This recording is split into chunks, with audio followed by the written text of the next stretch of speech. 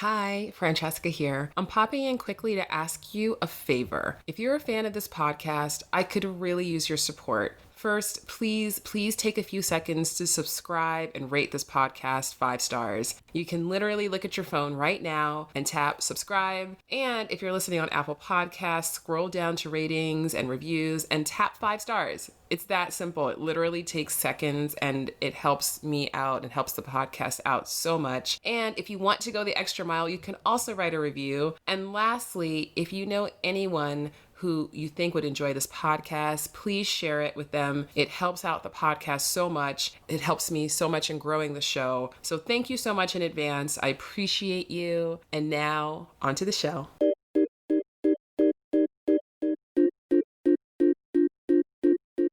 Hello and welcome to Dear Franny, the podcast of uncommon conversations about love. I'm your host, Francesca HERE.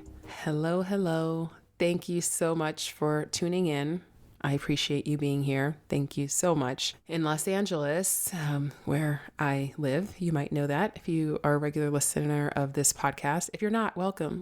Yay, welcome. Or welcome back. Either way, I'm excited to have you here. And here in LA, we have been dealing with so much, like everywhere, but also the fires. And even though the fires are pretty far north of here, smoke is traveling thousands of miles actually, but we're not thousands of miles away, but it's traveling to LA. And so our air quality has been really bad, and so bad that there have been days that I have not left the house for safety reasons. And it's crazy because I think we take for granted that our air outside is breathable, at least in this part of the world. And so it's been an interesting perspective shift and an opportunity to bring some more gratitude to a situation that is really, really unfortunate and scary. And, my heart really goes out to all the people who have been directly affected by the fires, and also to all of the people who don't have homes, because I have a home that I can close all the windows and have the air purifier on and the AC on. So I'm fine. But, not everybody has that luxury. And my heart goes out to the people who do not. So that's a bit of a environmental soapbox.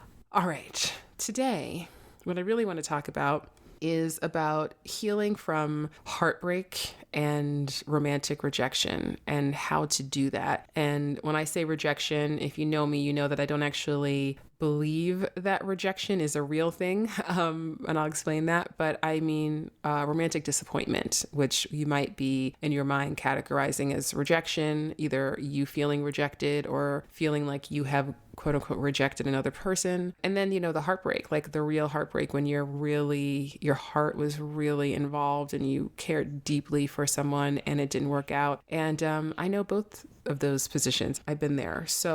Or actually all three. I know what it's like to be the one to walk away. I know what it's like to be the one who's walked away from.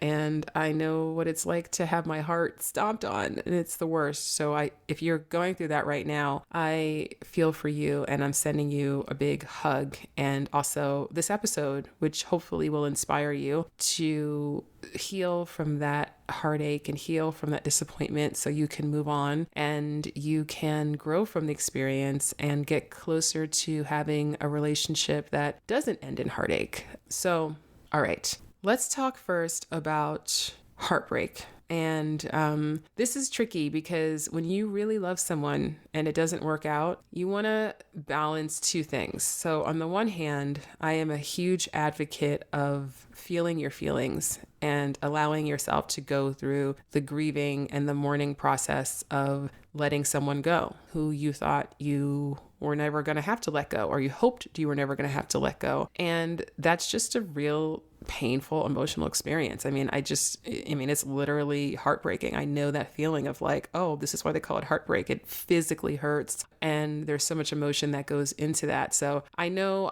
the last time I really got my heart broken, it was 10 years ago. And I had another smaller heartbreak more recently, like maybe 7 years ago, but it was 10 years ago I had a big heartbreak, my biggest heartbreak ever. And it took me probably 3 years to get over it and to really get over it. And I look back on that now and I just see how that process was really prolonged, because it wasn't just about mourning the end of a relationship that I wasn't emotionally or mentally prepared to let go of. I got broken up with, and it was a blindside. So it was a blindside at the time. I look back now, and it's not so surprising now that I know what I know about myself and people and relationships. But at the time, 10 years ago, before I was a love coach, before I was a matchmaker, when I was just still, trying to figure this all out for myself, I spent a long time recovering from that relationship. And it wasn't just about the relationship. It wasn't just about my ex who I was in love with. It was about my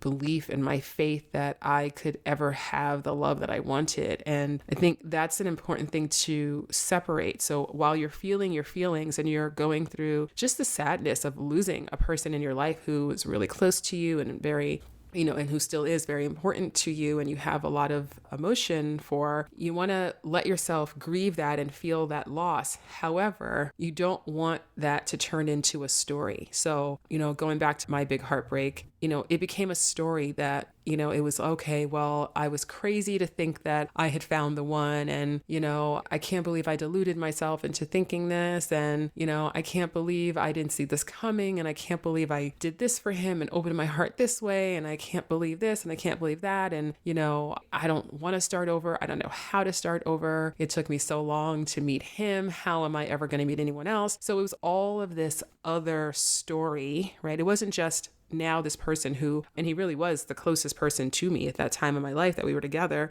how is this person who I just physically miss his presence? We lived together, we were pretty inseparable. So I physically just missed him. I had to just deal with that reflex to just constantly pick up my phone and text him something, be like, oh, damn it, I can't do that anymore, right? So I understand, but that is one thing. And that pain of loss, as long as you allow yourself to experience those feelings without judgment. So don't judge yourself, because another thing that can happen when you get your heart broken is now you have a natural instinct to vilify that person, that other person. And, he's an asshole or she's an asshole or they did this or did that. A narcissist, that's a common thing that, people love to call their exes narcissists. Sometimes they are. And, you want to just vilify them. But if you can just release that, because if there was nothing there, if you were not getting anything out of the relationship, you wouldn't have been there, right? So you want to honor that, and you want to just allow yourself to feel that sadness for missing the parts of that person and the parts of that relationship that were really important to you. So once you release that self-judgment, then that process becomes a lot easier, because now you can just allow yourself to feel sad, allow for that emotional roller coaster, because, grieving any loss is always its highs and lows, right? So that's going to linger for a bit. So you allow yourself to do that, but you check yourself on this other piece of the story, right? So the context, and this goes for whether you're getting your heart broken or this is a more, not a heartbreak level romantic disappointment, but still something that is painful that you are recovering from. You want to put it in context, right? So you want to make sure that you are not now using this breakup as an excuse to now validate and confirm every negative thing you ever thought about yourself or every negative thing you ever thought that was possible for you when it comes to love. So when you have that heartbreak moment, and if you're listening to this right now and you are in it, you're going through it, I get that this might feel like, okay, Francesca, I know you got your heart broken, but you're too far away from that to remember. No, I remember. But also, honestly, I'm telling you, you can heal from that so much faster if you just allow the breakup to be about this particular relationship not working out and not this whole other story. Because when you tell yourself the whole other story, if I had just allowed myself to mourn the loss of that breakup, I probably would have been really sad for 6 months. And then I would have been able to okay, learn the lessons, move past it. But the reason it didn't take me 6 months to get over it, the reason it took me 3 years is because every insecurity that I had was validated by that breakup. So it's your responsibility to parse those two things out and to really deal with them separately, because your faith, your belief in your ability to have the relationship that you want to have in the future, regardless of what has happened in the past, regardless of how many times it's happened. Maybe you've been in lots of relationships or you've dated lots of people and you always end up disappointed. You always end up with your heart broken. I understand that. And that is a pattern, absolutely, but you still have the power to break that pattern. But if you're judging yourself for that pattern,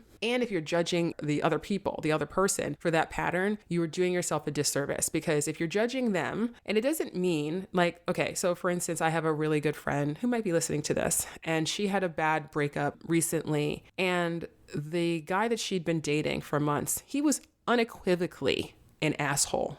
When they broke up, he was unequivocally cruel and unnecessarily so. And if I were to tell you the details of their breakup, which I'm not, but just suffice it to say, you would agree with me, right? So you can all imagine, and maybe you've been there, a really bad breakup, someone really bad behavior. That is okay. So that happens, right? So the point of not, and my, my advice to her, and this is the same as that is to you, which is to allow yourself to feel the sadness, but not have it now be this whole other story about what's possible for you, and not to vilify him, because if you're vilifying him, it is a distraction. Because yes, he was selfish and he was cruel, and if he was a self-aware person, then hopefully he would have behaved in a different way, but he is not. He is where he is, and he is who he is, right? So the thing to focus on is, okay, what is it about me that allowed myself to be in that situation, right? What were the red flags that I ignored? And by the way, they're always red flags. And with this, really good friend of mine who I'm referring to right now, it wasn't like she didn't see red flags. I mean, obviously they had a great connection on one level, otherwise she wouldn't care and she wouldn't have been with him in the first place. However, there were lots of other red flags that she was ignoring for the sake of that feeling of connection. And so this is a really key piece of moving on from heartbreak and disappointment, is to really understand that you still had choices in that relationship. And if you want to learn from that relationship and grow past it so you do not have to repeat those choices in the future, then it's up to you to pay attention. And by the way, I understand that saying, if you're in a relationship and you're like, wow, I feel really connected to this person on one level, but,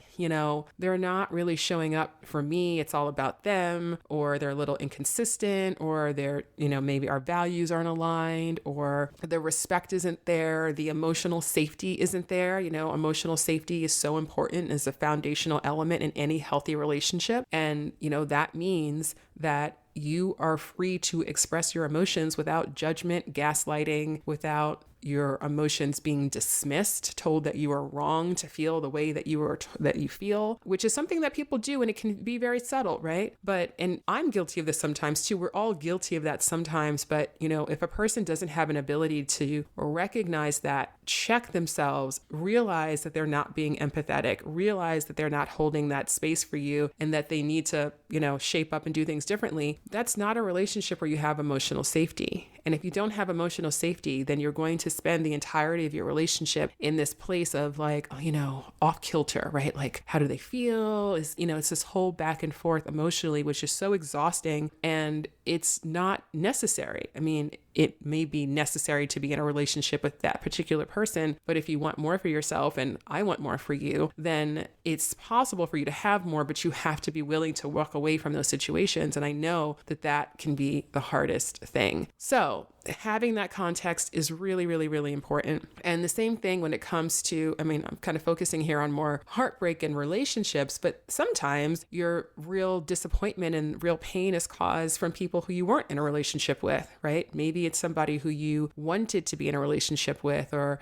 whether it was somebody that you had a massive crush on, or somebody that maybe you did go on 1 date, 2 dates, 3 dates with, and you were hoping that it worked out and it didn't, right? So that can also be very heartbreaking, and it can be, especially if it happens repeatedly, and that can feel incredibly demoralizing as well. And I understand that 100%. But I also, it's really the same advice. It's just understanding, especially if you're talking about a dating pattern, and this is, maybe an early dating pattern, meaning you kind of have the same thing that emerges in 1, 2, 3, 4 dates, right? Like it's in that early dating stage is when it's always breaking down, right? Maybe that's your pattern, right? So if that's your pattern, then just know that you probably are not really as attached to any of the, deeply connected to the people that you are dating. It's probably, maybe you're attracted to them, or maybe there is some initial chemistry, but there's not enough time to create those deeper connections, because that just takes some time, right? So in this situation, it's always about you, but it's really, really, really about you and what those people are showing up in your life and what they represent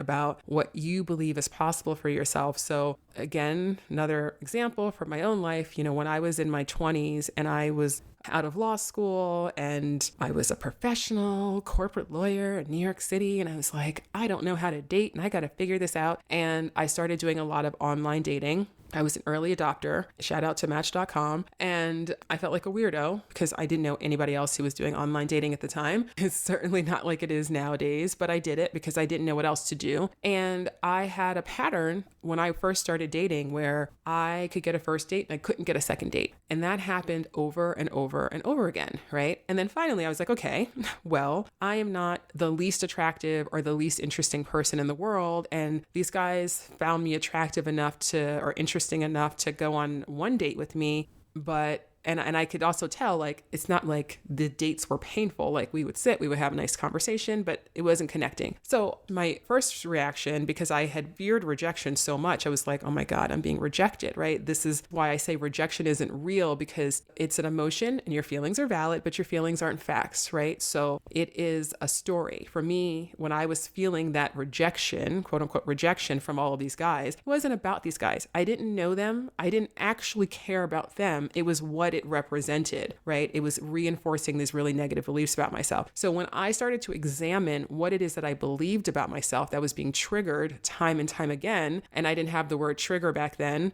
this was 20 years ago, but I don't think I had that word back then, but I did still thankfully have enough self-awareness to realize I'm the common denominator in this pattern. So there's something more going on here, right? So for me, the fix, I realized, I was like, okay, well, and I know that I have fear. I have fear of being vulnerable. I have fear of being rejected. So how might that be showing up? How might I be bringing that with me to the dates and then unconsciously playing out this pattern over and over again? So just by bringing that awareness, I realized, okay, well, maybe part of my fear is causing me to do is to be more guarded just in general, right? Because I don't want to be too vulnerable because then I'm going to get rejected. But, ironically, me being too guarded was now actually stopping that connection from ever being able to happen. So, I've got this brick wall up. And, romantic comedies, the fairy tale industrial complex tells us that if you're just amazing enough and beautiful enough, then a man will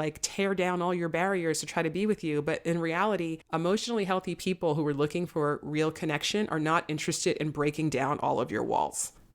You've got to be willing to do some of that work yourself. Now, in partnership with the right person and with that emotional safety, obviously you can go deeper and you can help each other to become more vulnerable and to go deeper. But when you're starting to date someone, it is up to you to show up in a way that is conducive to creating the kind of connection that you want to make, right? So, but taking this back to a romantic disappointment, it's so powerful when you can start to take a little bit of step back from the story, a little bit of step back from the negative self-talk and the pessimism that can easily seep in when it comes to dating. If you can take a step back from that and then start to consider that possibility that, well, maybe this pattern is repeating in my life as a way to show me something. All of my relationships end in the same way. I am the common denominator. So how can I start to get clear on what's really going on that's leading me to be in the same pattern over and over again, right? So you have to, if you want to change the pattern, you have to at least understand it. And understanding it is so powerful. So again, this is more about the disappointment, not the major heartbreak. Now, if your pattern is, I get into relationships, I fall in love and I get my heart smashed on, if that's your pattern, then the same thing applies, right? But, and that's another thing, when you do have that heartbreak, you do have that disappointment, you want to look and see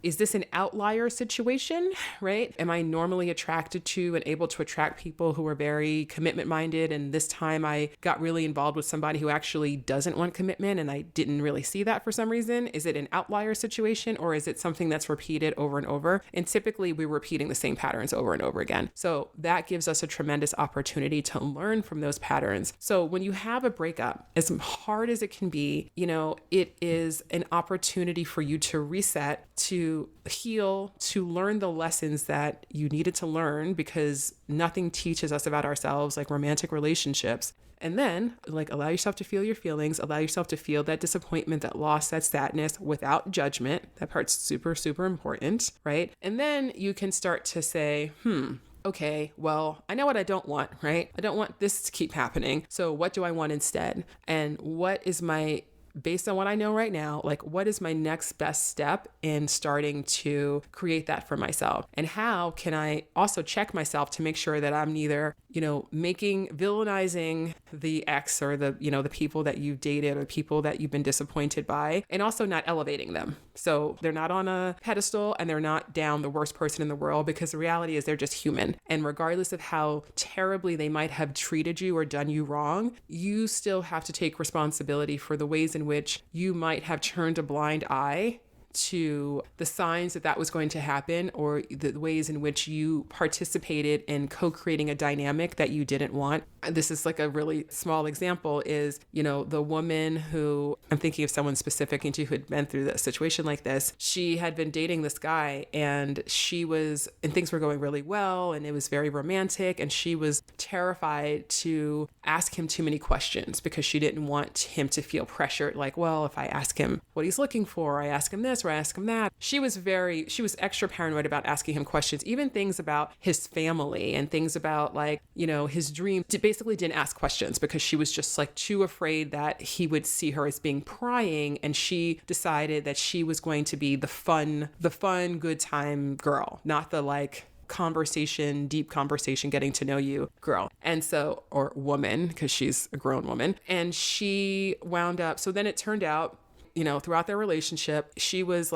if he called and he was like, hey, want to hang out? She always said yes. Everything was on his schedule. Everything was about him. She was always accommodating him. That was her priority in the relationship. And then turned out he was cheating on her. He was dating 2 other women, and she wound up finding out and being really upset and feeling really betrayed. And he was like, hey, we're not in a relationship, right? And in reality, they never had that conversation, but because she didn't want to have the conversation, but she was hoping, well, if I'm just showing up as this amazing, easygoing, fun, sexy, cool woman, he's going to want to be with me. And I mean, in this case, this guy clearly doesn't want to be with anyone, right? That's his issue. So it's not personal, but it is up to her to understand that you co-created this dynamic where you did not communicate what your needs were. You told him in words and in actions what he wanted was far more important than what you wanted. And so he took you at your word.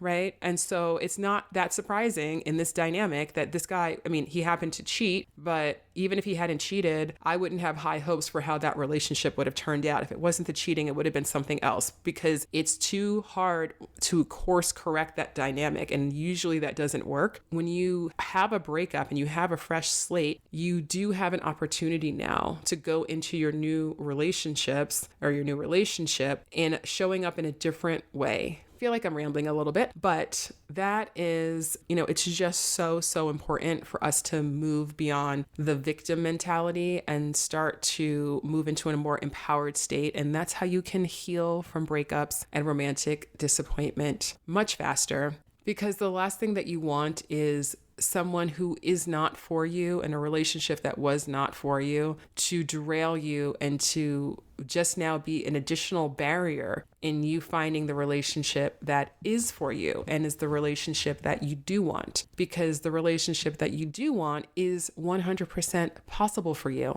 It is. So I hope this has been helpful. And if you want to go deeper and talk more about just all of this, underlying beliefs, all this shit that gets in the way when it comes to us getting into and maintaining healthy romantic relationships. And by the way, even though this is obviously what I do, this is obviously my podcast, I'm in the best relationship I've ever been in. I'm very happy and grateful and thankful every day for my partner. He's amazing. But, I still have to check myself, right? So there's no perfection here. This is why we have to be gentle with ourselves, because we are human and we bring the complexities of our experience and our trauma and our conditioning. We bring all of that to every relationship. So, you are a complex person and you've got a lot going on, internally, and so does everybody else. But you are always a co-creator in your relationships. And when relationships don't work out, it's painful,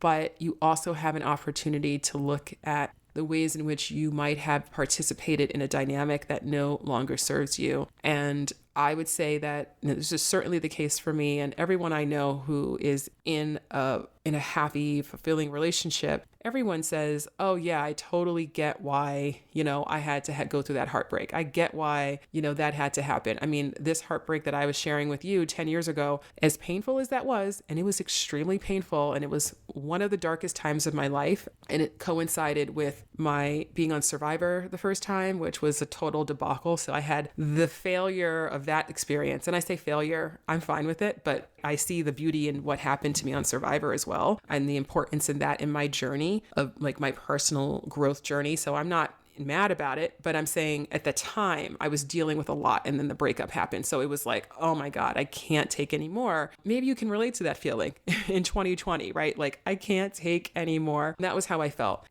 But I also look back on it and I'm like, you know what? As painful as that breakup was, that relationship was so important in my love journey because I did open myself up in a new way. And I was more vulnerable with my ex than I'd ever been with any other person, like not even just a man, like with any other person. And that gave me this ability to have this incredible deep connection with my ex. Now, he didn't love himself. I didn't love myself. So when you have two people in a relationship who don't fully love themselves, the chances that relationship are going to last and are just not great. And certainly, even if they do last, they're not going to be very healthy. They're going to be inherently dysfunctional. So we had an amazing connection, but we had dysfunction in our relationship too, which I was I was frustrated by it, but I was turning a blind eye to it because I just wanted to keep this connection going, right? So I learned that, okay, I know it's possible for me to have that connection, but what would it be like if I actually only dated people who had more confidence and loved themselves more and felt more worthy? And if I felt more worthy, and what if I loved myself more, and how might that change my life? And so, it was a process. And like I said, this was long before I was doing coaching or anything like this. So I didn't have a ton of guidance or like a framework to understand this more deeply. So that's part of why it took me so long. So I don't want you to spend as much time mourning something that I did because I know that it's not necessary. Doesn't mean, by the way, that ex that I'm talking about, I'm way over him, but like, I still care about him. Like if I were to hear, something news about him, good or bad, like if it was good, I'd be happy for him. And if it was bad, I'd be sad, I'd be like, oh my God. Like, so I'm always going to care about him and I'm grateful to him. I'm grateful for that relationship, even though it resulted in me getting my heart broken. It was that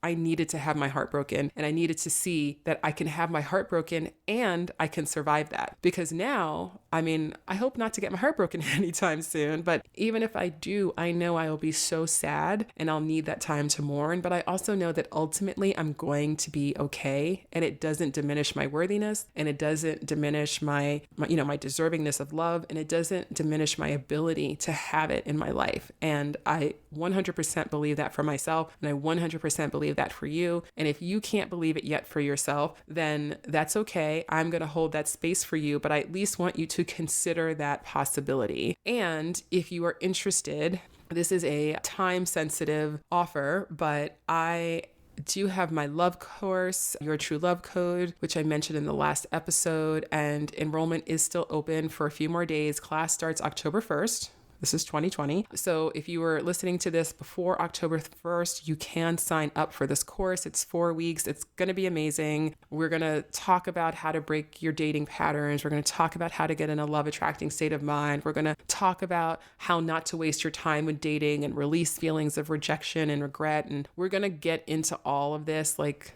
deeper, and it's going to be amazing. And there's already a really incredible group of people who've signed up for the course, and I'd love to have you join us. Because another thing, and this is the first time I'm announcing this super publicly, another thing is that simultaneous to the course launching, I'm also launching an online community, and which you are all incredibly welcome to join. As of now, it's only going to be open to people who take the course because it's in beta mode, but it's going to have on-demand workshops, videos, live Q&As, advice, worksheets, journal prompts, all sorts of things. It's going to be an incredible resource. And I'm really trying to build the thing that I would have wanted when I was single and I didn't know what to do, and I didn't know how to break a pattern, and I didn't know how to get the love that I wanted, and I didn't know how to love myself, and all of those things. So I'm really putting myself in that state of mind in terms of thinking about what I'm creating for the community and what I've created for this course. So if you're interested in either of those things, like I said, the community is not yet open to everyone, but it's called the True Love Society, actually. And if you go to thetruelovesociety.com, you can just submit a request to join. So when